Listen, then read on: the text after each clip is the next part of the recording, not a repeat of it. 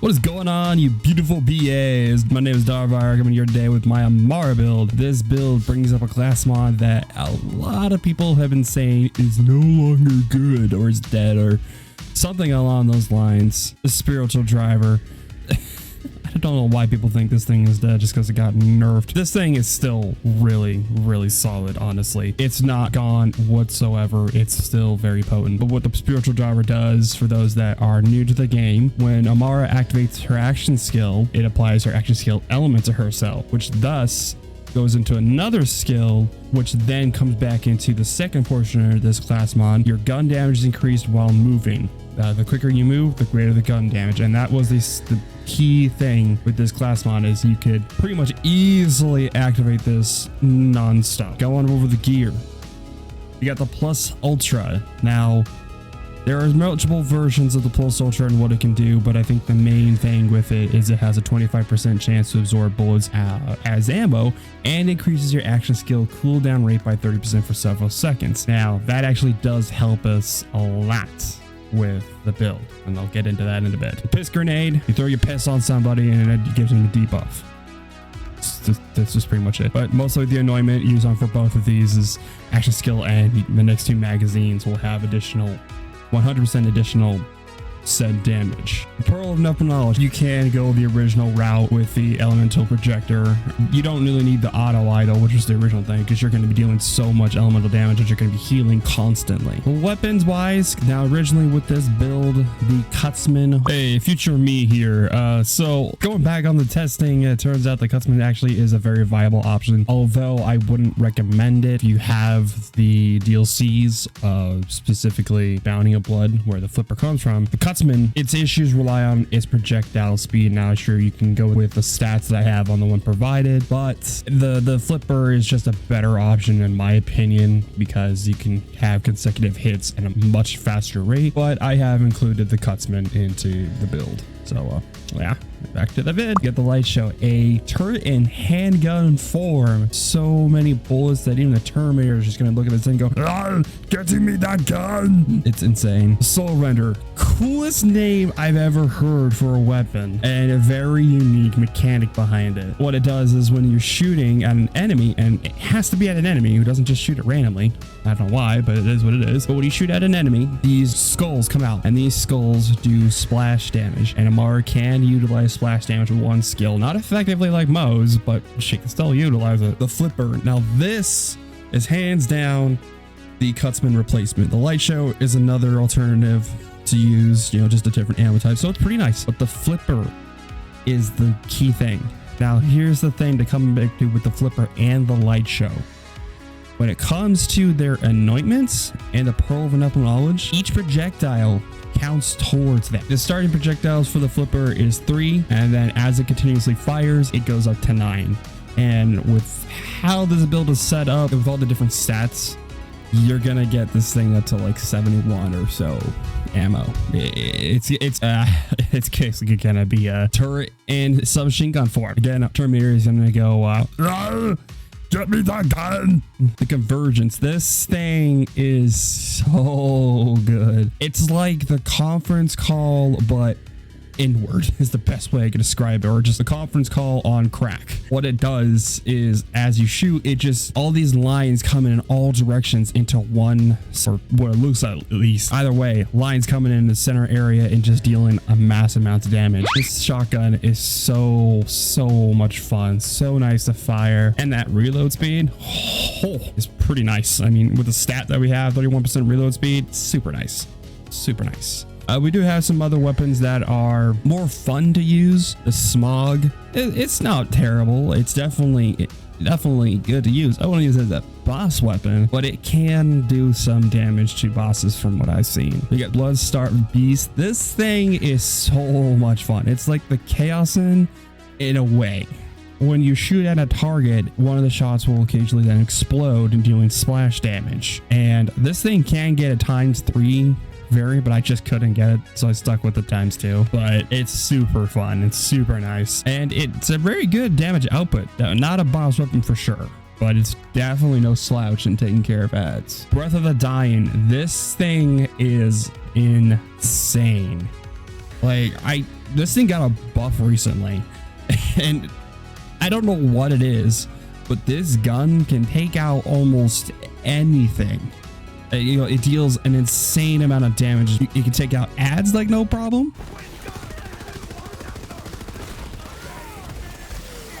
These dicks.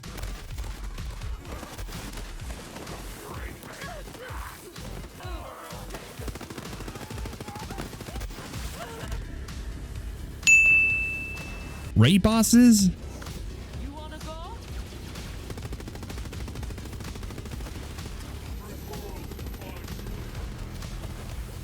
And yourself. But don't let that last one discourage you from using it, because this thing is so nice. And in the fight I was testing it out against Gurge, every time he went down into his immune phase, shot one of the big glowing dudes that come at you, and immediately as he gets out of his immune phase from the explosion, the corrosive balls that come out of the Breath of the Dying after killing an enemy just come in and damage him, and he's back into it. It was super nice.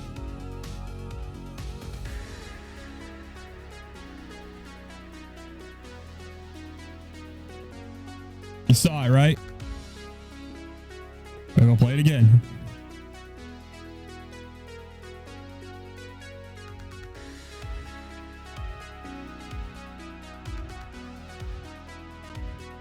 $71 million from the corrosive balls.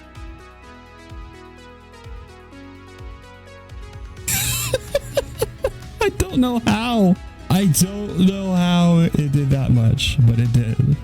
The Monarch. Now this is the weapon that if you don't own any of the DLCs, you can use this. The only downside is you won't be able to move it so fast with going into bipod mode, but you can still utilize a Monarch in a very nice way with this build, and we'll get into that once we get into the trees. All right, we got the face puncher, and now this comes into the route where you can have like essentially two builds in one. The face puncher allows you to do melee damage as it shots, and for whatever reason, when you combine this with any of the white elephants, it like just destroys enemies. I don't know what it is doing, but the one that I can think of is, since you're firing off with the face puncher and you're using this, each of those Siggy bombs counts as a melee damage. I don't know. That's the only explanation I've got, but it's doing something, but it's pretty sick to see. And then if you want to go that extra melee damage, I did include a Muse.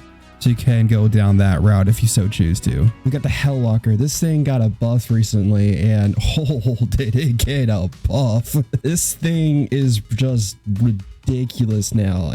I've always loved the Hellwalker regardless, because the name sounds cool, and two, when you pick it up, you play metal music. I love metal music, and when you fire the thing as well, it plays metal music as well. Bonus. Aside from that, the shotgun is just super powerful now. We got the Globetrotter. Now, when this thing first got released, it was speculated that this was going to be the Yellow Cake replacement, and honestly,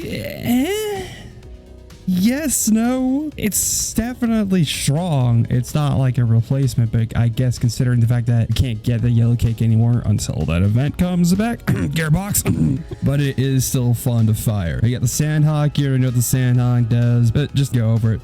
Sandhawk, multiple projectiles, lots of damage. Now this thing recently got nerfed, where instead of, I think it was 2 ammo per shot, it's now 3 ammo per shot, and they kept the damage, which is super nice. At least they didn't nerf it to the ground like some things they've done, but it's super nice. It's super powerful, super strong, not something to shy away from. But you're gonna be doing so much damage consistently with the other weapons that this thing's not gonna be much. So you're gonna do a lot of damage with this, but you're gonna run out of ammo fairly quick. But there is ways to compensate for that. You got the cut person launch pad. This thing is, whoever discovered this combination, you are a godsend. This thing is so incredible, so handy in the takedowns when you're in the middle of a fight and you're low on ammo, and just boom, quick slam, and there you go. This thing probably wouldn't see much use, honestly, if we didn't get that one Guardian skill where we can do a slam while just at the peak of the jump, which is super nice. Moving on to the skills, we got an Anima. Your status effects increase damage over time and they increase duration. The action skill status effect deals further increased damage. So we got infusion. What this allows you to do is whatever your action skill element is, it converts it into your weapon, making you do extra elemental damage. Tempest. Amara deals increased elemental damage. Shock damage is further increased. Now the weird thing with this, and you'd think it'd be flipped, it says further increase. I figured shock damage would be 30% while elemental damage should be 20%, but okay, whatever. Illuminated Fist. Now this goes with the Muse class mod because for some reason that class mod can get +3 in Illuminated Fist. This is a 1-point investment skill. You could get +3. Okay. Sure, let's go with that. We'll gladly take that. It's pretty nuts. Dread. Your gun damage is increased after you grasp an enemy, and you are going to be grasping a lot of enemies using ties that bind and stillness of mind. And this is more so just for clearing ads. We got indiscriminate. Your bullets ricochet, and they deal increased damage to other nearby enemies. The ricochet chance of damage or increase of the target is currently affected by phase grasp or stillness of mind. What's really nice with this is multiple projectiles just increase that chance. So as long as you're using multiple projectile weaponry, you're gonna have those shots ricochet a lot. Sustainment. You gain lifesteal whenever you deal elemental damage, and you're gonna be dealing a lot of elemental damage. So there's not much needed into this. Conflicts. Whenever you apply a status effect, you have a chance to electrocute, ignite, or melt an enemy. Not really anything to be useful on, but it's nice to have. It's more so just to move down the tree. Forceful expression. Your guns deal bonus elemental damage based on your action skill element. The cool thing with this is it goes into infusion. So you're basically dealing extra damage with those two combined. Now we're moving on to the blue tree. We got do harm. Not really anything needed here. It's just more so just to move down the skill tree. Fast hands. Really nice for that reload speed, weapon swap speed, and the mode switch modes on the Malawans, and then just switching to different weapons, and then all the weapons that have slow reloads. Violent tapestry. Not really anything. It was more just to move down to the tree. But considering the fact that you're going to get a lot of rush stacks just from this build, it might as well put it into there. But you gain a stack foot chance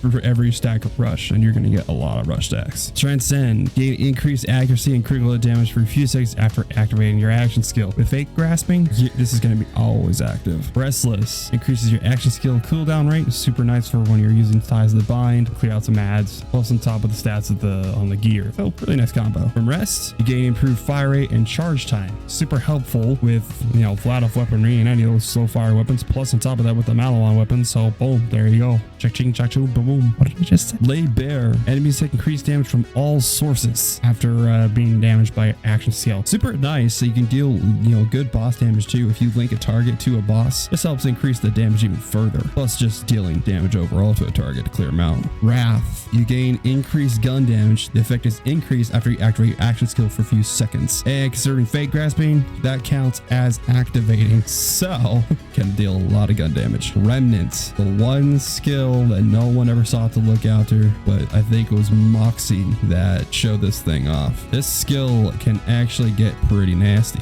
considering you're going to be killing a lot of enemies rapidly fast. This skill is going to be constantly activated and constantly getting that damage increase. Super nice. Avatar. Now this is a really nice skill to have for this build. There are times where you're going to accidentally grasp an enemy. It's happened. And what's nice is after you kill that, you get out the whole thing over with, you can then activate your skill while it's on cooldown. So you'll always have your action skill available, no matter if it's on cooldown or not. And onto the final tree for Brawl, personal space. Your weapon shots deal bonus damage based on distance to your target. The closer, the better. And consider your speed with this. You're going to be dodging in and out, so you can deal some crazy damage when you get an opportune moment. So pretty nice to have. Clarity. You constantly regenerate health. Now, you're going to be dealing so much elemental damage and getting healed off that from sustainment, so it's not really needed, but it's more so just to move down the tree. 1 point in arms deal. Helping hands. This, whenever you activate your action skill,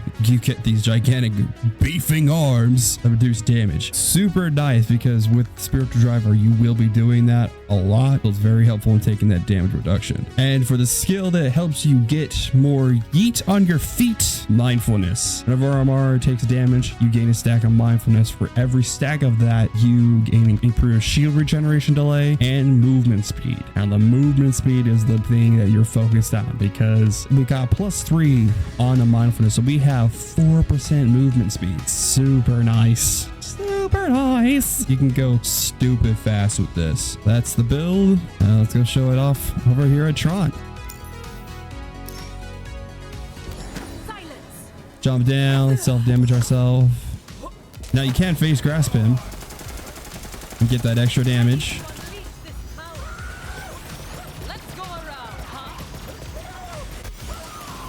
I died. It's super nice. Yeah, Flacker and the Revider. Hey, you know, let's go clear some ads, and when I get there, I'll talk to you guys then. Alright, so we're near a bunch of enemies. I would have gotten the enemies behind us, but you know, I wanted a lot more enemies to show this off, so here we go. Phase grasp them. Yeah, see, I accidentally phase grasped them, which I didn't mean to, but I now have the action skill so ready to go use. Here's Chupa What's His Face. There's Chupa What's His Face. There's these schmucks. There's a dude who can't climb.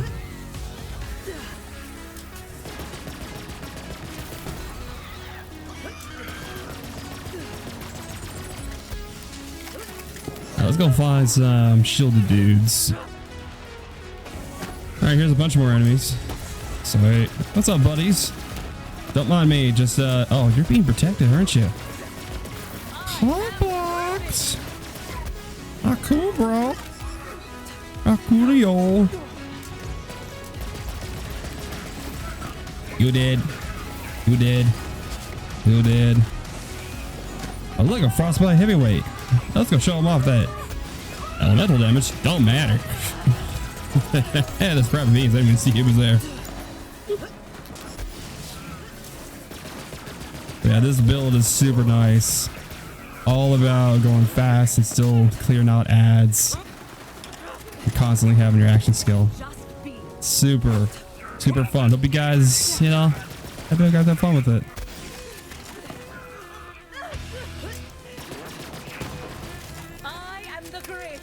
That's gonna do it for this video. Hope you guys enjoyed the build. If you guys enjoyed the video, if you did, show that like and subscribe button some love. It's looking pretty lonely. And hey, if you also like the shenanigans and all the stuff that went on here, I stream on Twitch. The link will be in the description. And I'll catch you guys in the next one. Love your faces. Stay badass.